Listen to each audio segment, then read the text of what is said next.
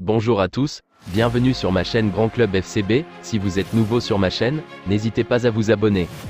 Le FC Barcelone a battu l'Athletic 1-0 lors de la 10e journée de la Liga grâce à un but tardif du débutant Marc Guiu, qui a marqué 34 secondes après son entrée en jeu, pour son premier match en tant que joueur professionnel.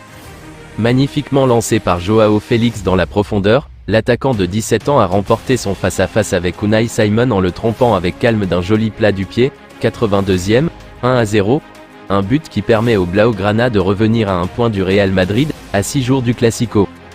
De quoi faire oublier un match assez difficile de la part des joueurs de Xavi, qui ont souffert sans plusieurs de leurs cadres, De Jong, Lewandowski, Pedri, Rafinha, Sergi Roberto sont tous blessés.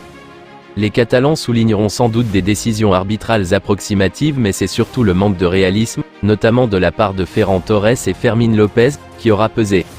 Les Barcelonais sont toujours invaincus, 3e du classement, le Barça n'est qu'à un point du Real Madrid avant le Classico samedi prochain. Marc-André Ter Stegen a dû s'employer sur une frappe de loin dès la 3e minute. Le gardien allemand a aussi sauvé les siens vers la demi-heure de jeu en face-à-face avec Nico Williams. Le portier du Barça a encore été décisif pour son équipe.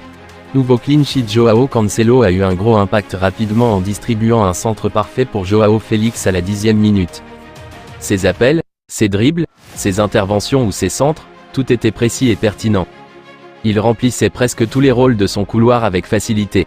Le FCB peut difficilement se passer de lui désormais. Sobre et discret, Andreas Christensen s'est révélé en sauvant le Barça de l'ouverture du score sur un tacle salvateur pour contrer une frappe dans la surface. Match sérieux d'un défenseur souvent régulier dans ses sorties.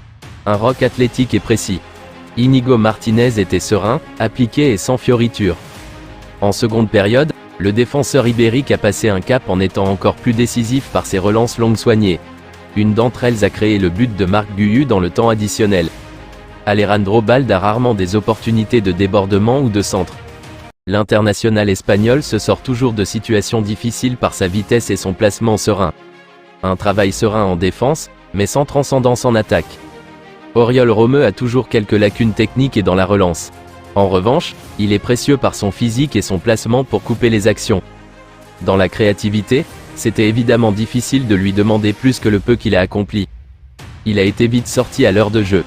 Ilkay Gundogan a été transparent, que ce soit à la récupération du ballon ou dans son utilisation. L'international allemand effectuait des tâches simples sans la plus-value qu'on attend d'un joueur de sa classe. L'international allemand manquait clairement de tout pour avoir un apport décisif à son équipe. Gavi a encaissé encore un carton jaune encore très tôt sur un contre-assassin. L'international espagnol a toujours l'impact qu'on lui connaît dans le volume de jeu et les transmissions en l'absence de Pedri et Frenkie de Jong. Gavi a tout de même beaucoup moins de maîtrise dans ce domaine que ses compères habituels. Fermín López était assez difficilement accessible pour ses coéquipiers. Son petit gabarit a permis de récupérer quelques fautes, mais l'a empêché aussi de s'imposer. À bout portant à l'heure de jeu, la pépite barcelonaise a eu l'opportunité d'ouvrir le score, mais a manqué de dextérité. Fermín a été rebasculé dans le cœur du jeu, un rôle qu'il connaît mieux et c'était bien meilleur. Ferran Torres a eu quelques situations dont une où sa feinte enchaînée d'une frappe a failli tromper Unai Simon en seconde période. L'international espagnol était souvent difficile à trouver et dézonnait beaucoup. De ce fait, presque aucune présence n'était disponible dans la surface. Joao Félix a bien failli ouvrir le score dès la 10e minute sur une frappe sans contrôle sur la barre transversale. Son positionnement entre les lignes a beaucoup gêné la défense de Bilbao. Ses appels tranchants ont permis de trouver de la profondeur face à une charnière très lente.